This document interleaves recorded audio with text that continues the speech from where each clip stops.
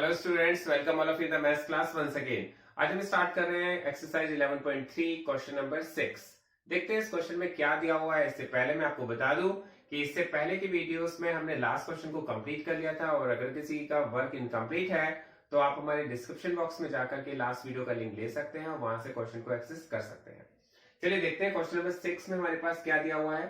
Question number 6 में दिया हुआ है Saima wants to put a lace on the edge of a circular table cover of diameter 1.5 meter. Find the length of the less required. Also find a cost if 1 meter of cost rupees 15. तो इस question को बहुत ध्यान से पहले समझते हैं। साइमा एक गर्ल है, वो एक सर्कुलर टेबल के कवर को लेस से डेकोरेट करना चाहती है।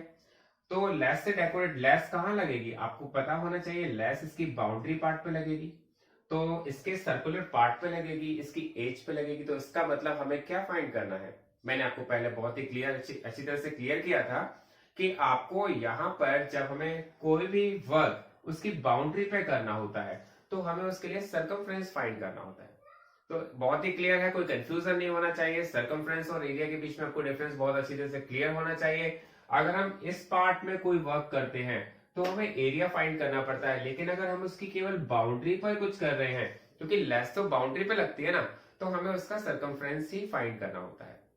ठीक है, तो देखते हैं हमारे पास दिया क्या हुआ है। आपके पास दिया हुआ है diameter of the table, diameter of table cover. तो डायमीटर ऑफ टेबल कवर आपके पास दिया है 1.5 मीटर।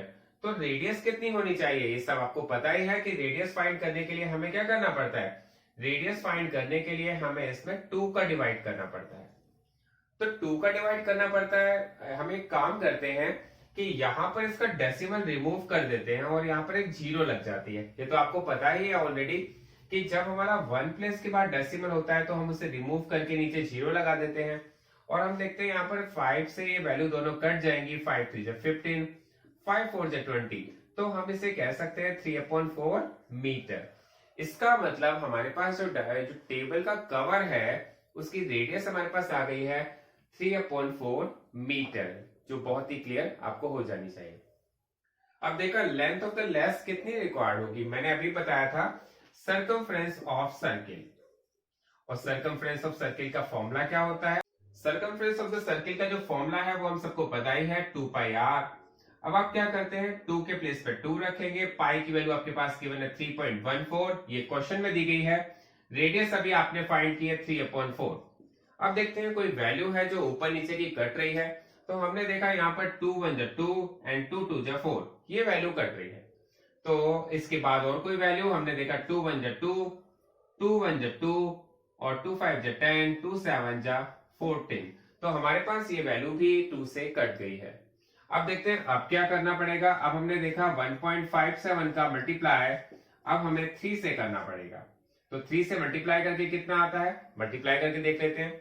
3 7 जा 21, 21 का 1 कैरी लगा 2, 3 5 जा 15, 15 और 2 17 का 7 कैरी लगा 1, 3 1 जा 3 और 1 4। तो आपके पास आ गया 4.71 मीटर। इसका मतलब ये हुआ कि हमें लेस कवर जो करनी है वो टोटल लेंथ उसकी रिक्वायर है 4.71 मीटर।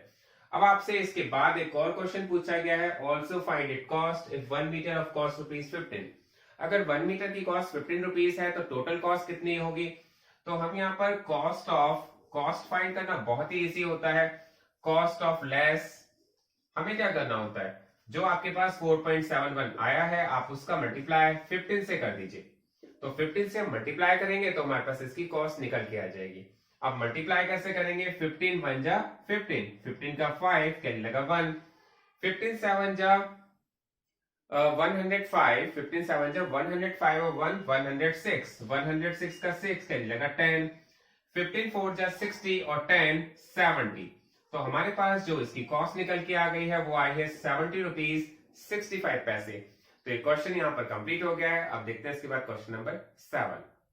अब देखते हैं क्वेश्चन नंबर 7। क्वेश्चन नंबर 7 में हमें क्या दिया हुआ है। क्वेश्चन नंबर 7 में बताया गया है कि find the perimeter of adjoining figure which is semi circle including its diameter.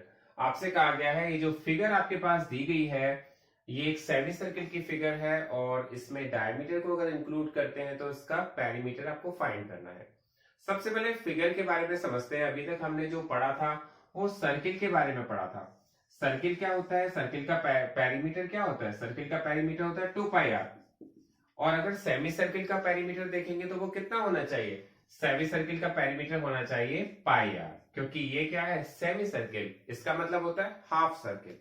ये बात आपको समझ में आ गई होगी। लेकिन आपसे एक आ गया है, देखिए सेमी सर्किल को अगर हम देखते हैं वो यहां से लेकर के यहां तक ये सेमी सर्किल है।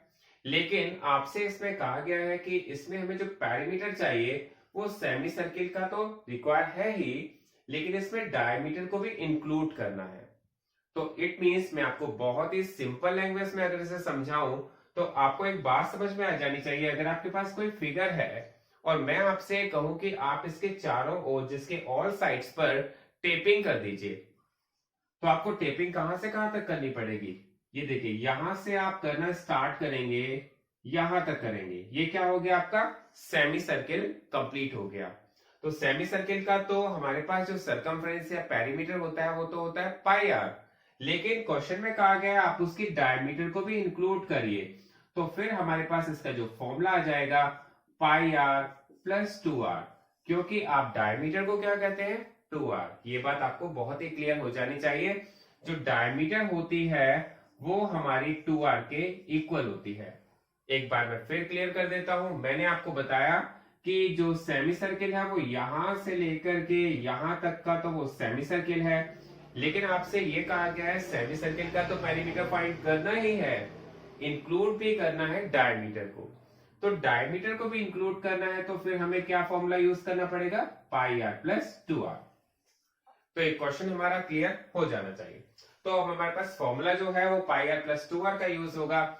आपको पाई की वैल्यू यहाँ पर रखनी है 22/7, आर के प्लेस पर आपको रखना है क्योंकि डायमीटर 10 है तो रेडियस इसकी कितनी हो गई थी, 5 सेंटीमीटर की। तो डायमीटर के प्लेस पर रखना है 5 प्लस 2 के प्लेस पर 2 और आर के प्लेस पर 5।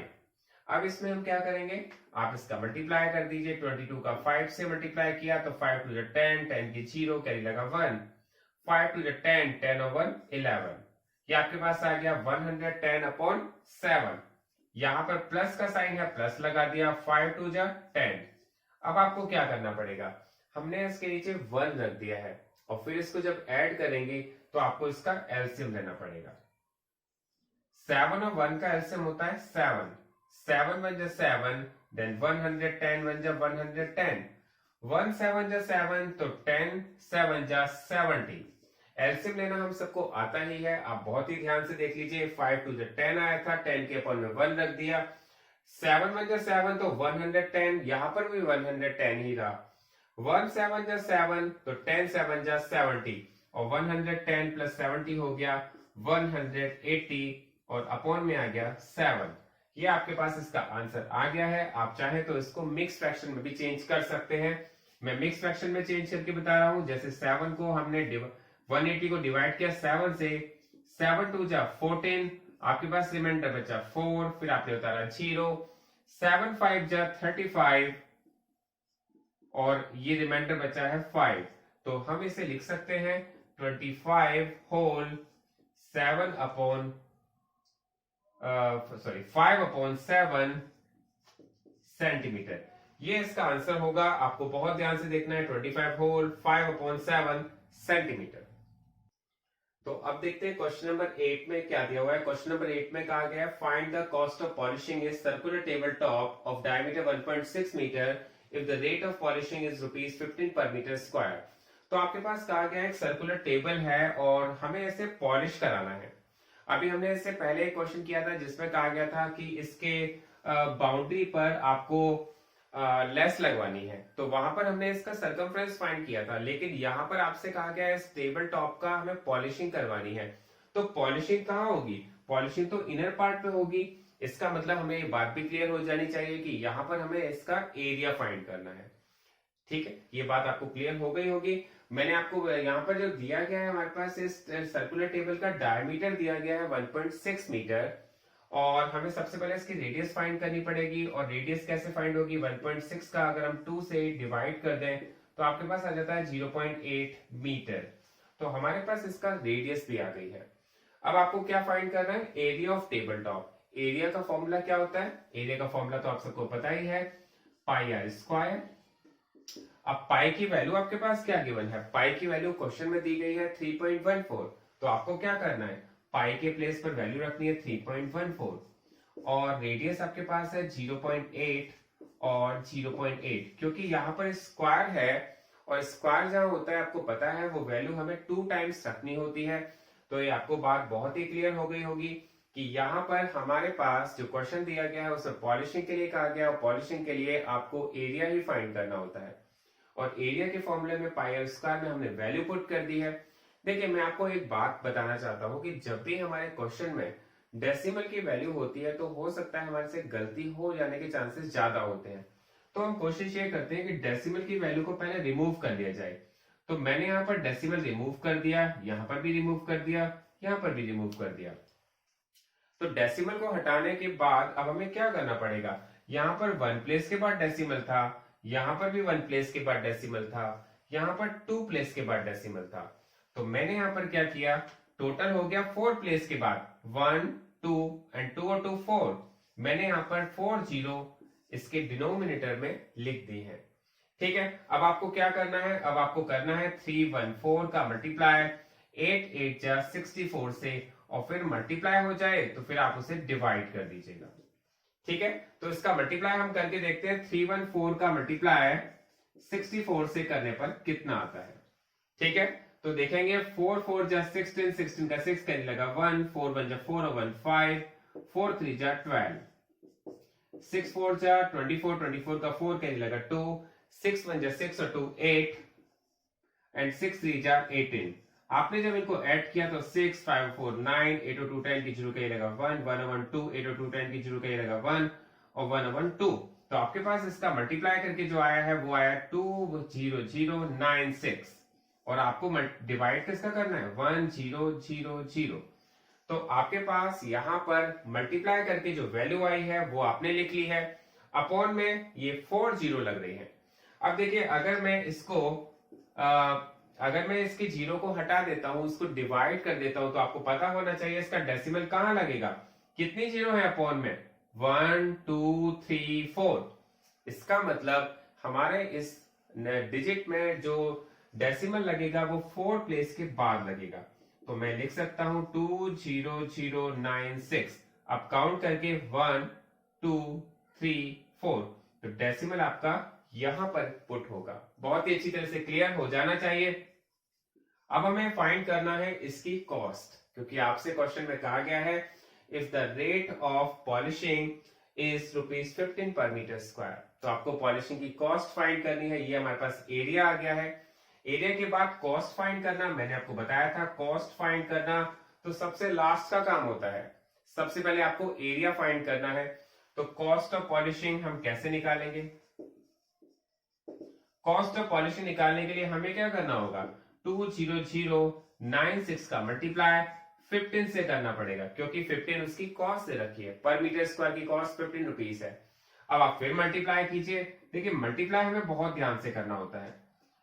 वैसे जनरली हम सबको 15 की टेबल तो आती ही है, अगर नहीं आती है तो फिर आप अपने हिसाब से कर लीजिएगा। मैं तो यहाँ पर 15 की टेबल से कर रहा हूँ। 15 6 जा होता है 90, 90 की जीरो कैरी लगा 9, 15 9 जा 135, और 135 को 9 ऐड किया तो आ जाता है 144, 144 का 4 कैरी लगा 14। लेकिन फिर हमारे पास जीरो थी तो ये 4 भी आ गया, फिर हमारे पास एक और जीरो थी तो ये 1 भी आ गया, एंड 15 2 जा होता है 30।